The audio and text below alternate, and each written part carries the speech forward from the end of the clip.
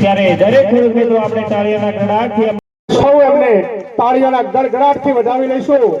ખૂબ ખૂબ ધન્યવાદ તમામ સ્વાગત કરતાઓનું. આ સાથે જ પરેશભાઈને ફૂલ આરતી પર સ્વાગત કરવાનું હોય અને હું જે વડીલોના નામ બોલીશ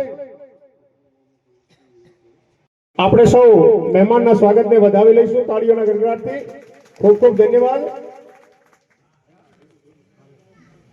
આ સાથે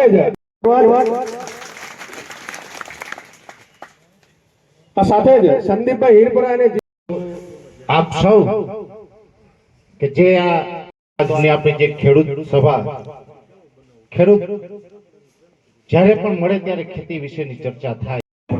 ઠીક છે કે આપણે જે ઉત્પાદન આવ્યું એમાં 2-5 દિવસ વેચવામાં મોડું કરીએ તો થોડું ઘણું 2-5%